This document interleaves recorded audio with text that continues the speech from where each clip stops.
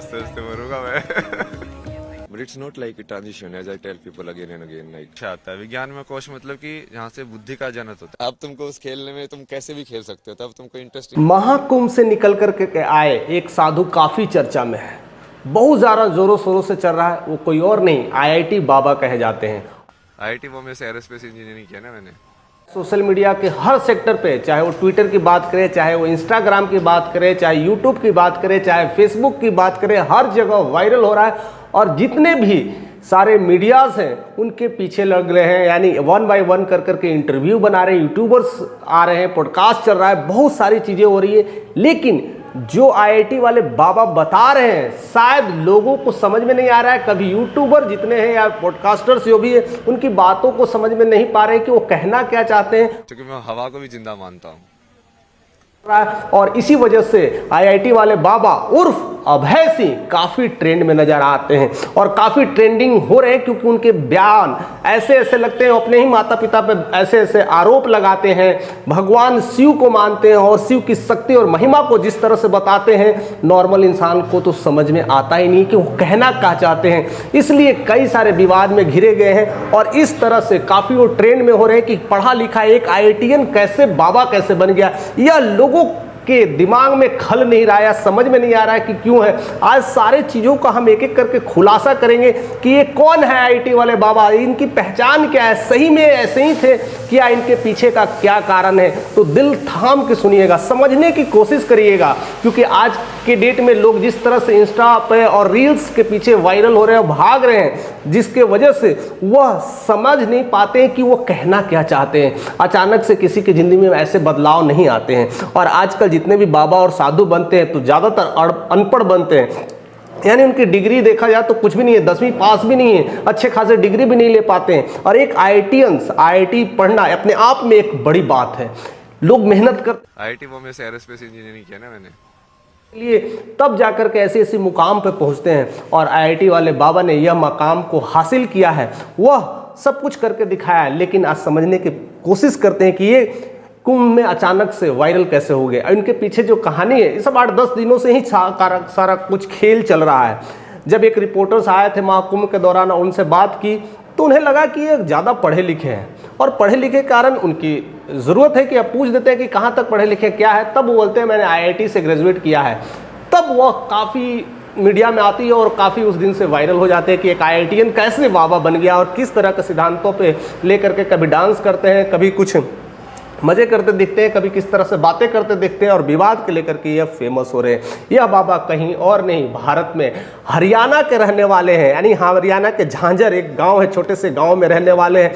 उनका जो परिवार कहते हैं एक जाट परिवार है, यानी जाटम परिवार से आते हैं। पढ़ने लिखे में बचपन से ही तेज तरार थे ही, तभी तो उन्होंने इस सपने को हकीकत में बदल दिया और उन्होंने पढ़ाई में अच्छे की और धीरे धीरे उन्होंने आईआईटी की तैयारी की और आईआईटी क्रैक कर दिए और वहाँ से आईआईटी बॉम्बे में एडमिशन हुआ। वहाँ से एरोस्पेस से उन्होंने इंजीनियरिंग ले लिया। लेकिन उन्होंने वहीं तक रुका नहीं, उसके बाद उन्होंने मास्टर्स किया। मास्टर्स डिजाइन में करने के बाद उन्होंने फिर चले गए कनाडा और कनाडा में एरोस कंपनी में, जिस तरह जो हवाई जहाज की बनाती है, उस पार्ट्स बनाती है, उसमें जाकर के काम करने लगे। उस समय बाबा की सैलरी 3 लाख थी, करीब करीब 15-16 की बात है। यानी उस समय 3 लाख कमा रहे थे, यानी लग्जरियस लाइफ जी रहे थे। एक अच्छा लाइफ था, एक अच्छा बैकग्राउंड था, सब कुछ सही चल रहा था। और साथ साथ मैं एक बता दूं कि उनकी एक गर्लफ्रेंड भी थी, यानी सब कुछ एक कॉम्बिनेशन था, एक अच्छा पैकेज था, सब लाइफ चल रहा था। लेकिन एकदम से बीच में आया था लॉकडाउन और लॉकडाउन में सब कुछ पता है कि क्या क्या स्थितियां बदल रही थी, क्या क्या चीज़ें चल रही थी, लोग कैसे मर रहे थे,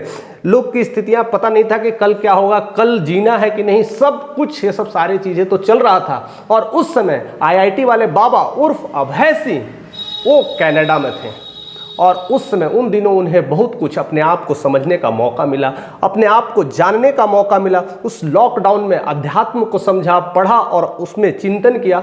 तब जाकर के उनका ये जो मोह माया जो है, जो आम लोगों से जो मोह माया है, उनसे धीरे धीरे उनका रुझान हटने लगा और धीरे धीरे अध्यात्म की तरफ उनका रुझान धीरे धीरे बढ़ने लगा।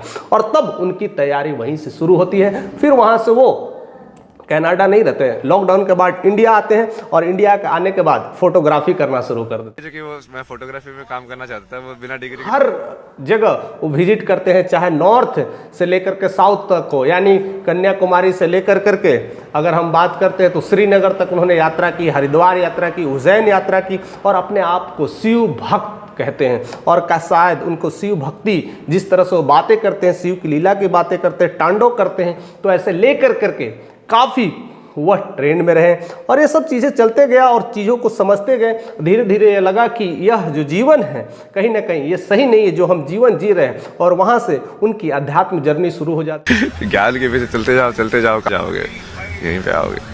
तक बताया जाता है कि वो कई सारे विपासना कोर्स किए, कई सारे आश्रम में गए, कई लोगों से मिले जिन्होंने ईश्वर को समझने की कोशिश की।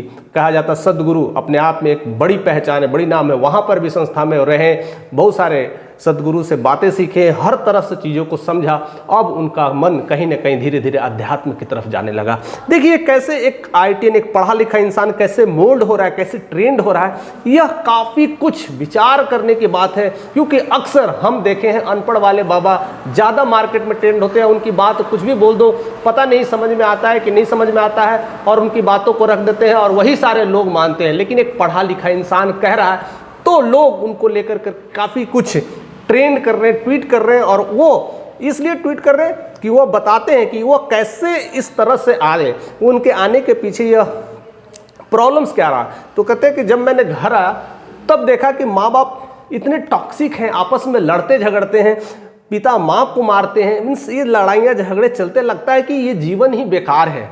मीन्स ऐसे अगर लड़ता है माँ बाप तो ऐसे में हम शादी करके करें तो क्या, हमारी भी स्थितियां वैसी ही होने वाली है। माँ चाहती है कि बेटा UPSC करे, अरे IIT से मैं खुश हूँ, लाखों का पैकेज कमा रहा हूँ, सही जीवन है, यानी 36 लाख रुपया सालाना इनकम है और अच्छा कुछ चल रहा है। तो माँ कहती नहीं UPSC, यानी माँ बाप को हमेशा स्टेटस चाहिए कि मेरा बेटा, हाँ कहने के लिए गांव में मोहल्ला में ढिंढोरा पिटने के लिए मेरा बेटा IAS है, मेरा बेटी IAS है, इसको लेकर के जबरदस्ती थोपे जा रहे हैं। एक बार बेटे से पूछ भी तो नहीं रहे, बेटा तुम खुश हो कि नहीं, लाइफ सही चल रहा है कि नहीं, क्या तुम करना चाहते हो कि नहीं UPSC। लेकिन माँ को तो कुछ और चाहिए और बाप को चाहिए पॉलिटिक्स। बाप के पास पैसे आने लगा, बेटा दे रहा है, बेटी दे रही है, पैसा आ रहा है। उनकी बेटी भी तो देखो कनाडा में जॉब करती थी, तो एक अच्छा खासा बैकग्राउंड बनने लगा, पैसे आने लगा, तो बाप धीरे धीरे पॉलिटिक्स में जाने लगा। तो कहीं ना कहीं अब एक उनकी अलग ही लाइफ हो रही है और उसको लेकर के तून तान चलते रहता था। इसको पारिवारिक झमेले और लड़ाइयों को देख करके मन उनका उबने लगा और फिर उन्होंने ठान लिया अब नहीं रहना है, और वहाँ से निकल दिए। उस पर बहुत सारे फैमिली को लेकर के किस तरह से टॉक्सिक विचार चल रहे हैं, बताते हैं कि माँ बाप कैसे बच्चों के दुश्मन होते हैं। उसको लेकर के शॉर्ट फिल्म में बनाई अपनी गर्लफ्रेंड के साथ भी, और उसके बाद धीरे धीरे अपनी गर्लफ्रेंड को भी बाय बाय कह दिया और कह दिया कि मैं आपसे अब खुश नहीं हूँ, मुझे आप में कोई इंटरेस्ट नहीं है, लगाव नहीं है। और फिर वहाँ से शिव की तरफ उन्होंने रुख रख लिया और वहीं से शिव की आस्था रखने लगे। शादी से उनका भरोसा धीरे धीरे उठने लगा। गर्लफ्रेंड को लेकर जिस तरह से उन्होंने शॉर्ट फिल्म बनाया था 4 साल में रह करके, उसके बाद जो फीलिंग्स ही धीरे धीरे जो अपने में जो फीलिंग्स होती है एक हस्बैंड वाइफ की, धीरे धीरे उनका लेवल डाउन हो गया और धीरे धीरे जो उनका जो आस्था है, कहीं ना कहीं उनका विचार है अध्यात्म की तरफ चलने लगा। लेकिन जिस तरह से अब उन्हें लोग देखते हैं, जिस तरह से उनकी बातें करते हैं कि एक IITian पढ़ा लिखा कैसे माँ बाप को कोस रहा है, ऐसा पढ़ा लिखा बेकार है, उसे तो साधु बनने का अधिकार नहीं है। अरे भाई कहना क्या चाहते हैं, यह कोई समझने की कोशिश नहीं कर रहा है कि एक पढ़ा लिखा भी इंसान अगर ऐसी बातें कर रहा है तो विवाद नहीं कर रहा होगा, समझा होगा, चीज़ों को महसूस किया होगा। बाकी तो आप अनपढ़ वाले बाबा सुन करके तो हर कुछ करने लगते हैं, जो कहते हैं वो चमत्कार करने के लिए माथा टेकने लगते हैं। और एक पढ़ा लिखा इंसान जो इस बातों को समझाने की कोशिश कर रहा है, यानी हर दुनिया को पहलुओं को देखा है, उस पहलू से लेकर के इस पहलू तक आया है। मीन्स एक मटेरियल लाइफ से लेकर के आध्यात्मिक लाइफ को महसूस किया और देखा। अब वो किस बात को कह रहा है, तो बात को समझने वाले लोग भी तो होने चाहिए। शायद आज की दुनिया, आज के लोग जो इतनी फास्ट लाइफ में जी रहे हैं, जो ट्रेंड में चल रहे, केवल रील्स देख करके अपने आप को समझ लेते कि मैं बहुत कुछ जानने लगा हूं और फास्ट सर्विस में बिलीव करने लगे हैं। 2 कोर्स कुछ पढ़ लें और जल्दी से नौकरी पाने की उपलब्धि वाले जो लोग हैं, शायद उनकी बातों को समझ नहीं रहे और उनको लेकर के कहीं ना कहीं ये अलग अलग विचारें प्रकट कर रहे हैं और इसीलिए वो काफ़ी ट्रेंड में चल रहे हैं।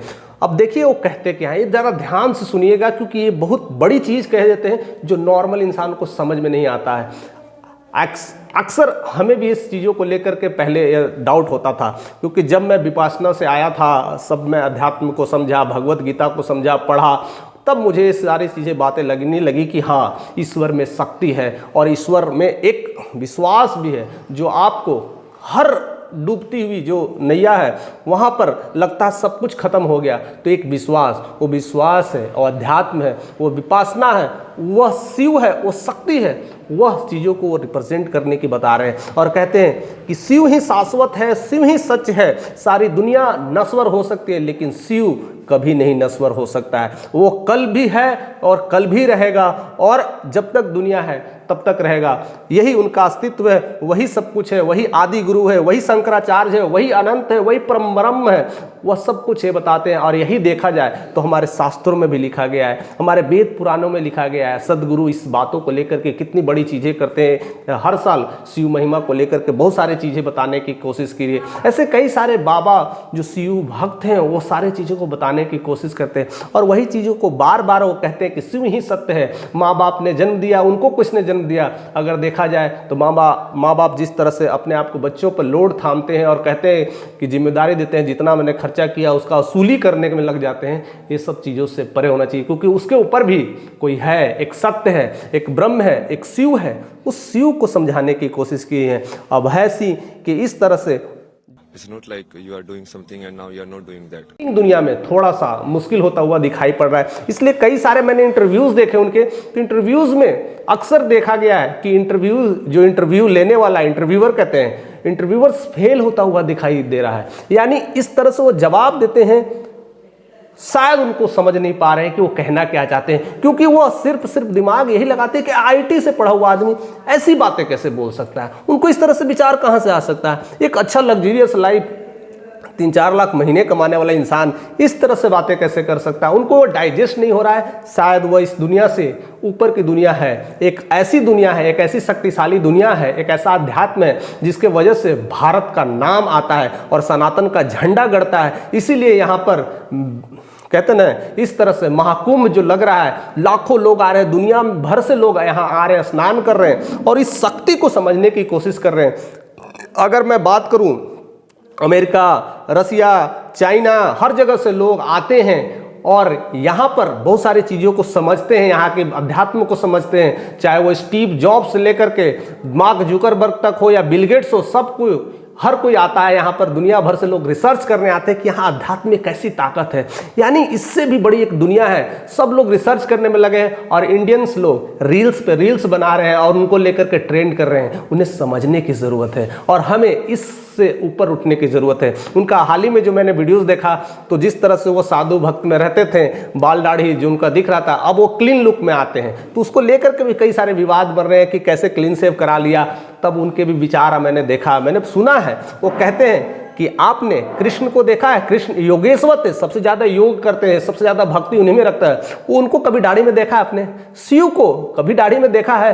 हाँ, शादी ब्याह करने तो ऐसे ही चल गए थे।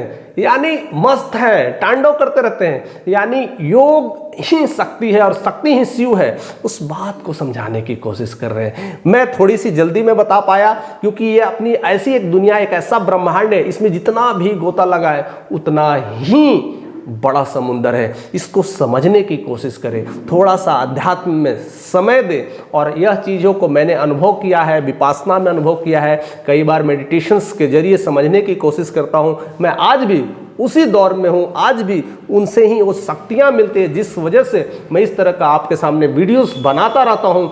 और जब भी लगता है कि अब नहीं बनाऊँ, कई बार आता है कि नहीं मैं जॉब ही कर रहा हूँ वही ठीक है, मैं अब दूसरे कामों में लगता हूँ वही ठीक है, लेकिन फिर एक हिम्मत आता है, एक शक्तियाँ आती है जिसकी वजह से मैं सारे इस वीडियोस बनाने के लिए काम करते रहता हूँ। जो रुकावटें आती है, कहीं ना कहीं एक ईश्वर, एक शक्ति है जिसकी वजह से हमें वो सारी प्रेरणा मिलती है। तो आज के युवाओं के लिए समझना चाहिए। और अभय सिंह जैसे बाबा, जिनको IITN बाबा कहते हैं, और उनको भी समझने की ज़रूरत है कि वो कहना क्या चाहते हैं। उनको लेकर के अननेसेसरी जो ट्रेंड किया जा रहा है उस बातों को भी समझने की ज़रूरत है। आप इनके बारे में क्या सोचते हैं, आप IIT वाले बाबा के बारे में क्या सोचते हैं और बाकी बाबाओं के बारे में क्या सोचते हैं, उन दोनों में क्या डिफरेंस है। जिस तरह के वो बातें रखते हैं, क्या रियलिटी में धरातल में वो सत्य है, या ऐसे लोगों को बाबा नहीं होना चाहिए। वो माँ बाप को लेकर के जिस तरह से कटाक्ष करते हैं, क्या ऐसे घरों में ये सब सारी चीज़ें नहीं हो रही है। आप का कमेंट का हमें इंतजार रहता है। हम देखते हैं, पढ़ते हैं कि क्या क्या सही चीज़ें हो रही है। शायद वो कह रहे हैं कितना सत्य है धरातल पे, और जिस तरह से उन्हें ट्रेंड किया जा रहा है उसको भी समझने की कोशिश करें। और हमारे साथ ऐसे ही बने रहे। अगर चैनल पे नए तो सब्सक्राइब करें, और बहुत सारे जो भी बात है इस पे हम शेयर करते रहेंगे। और ज़रूर आप अपने दोस्तों के साथ इस वीडियोस को शेयर ज़रूर करें, जिससे उनकी एक समझ डेवलप हो और समझे कि ऐसे भी बाबा बन सकते हैं, पढ़े लिखे भी बाबा बन सकते हैं। केवल अनपढ़ जाए और बेकार लोग ही, जिनको कुछ नहीं है, वही बाबा बनते हैं।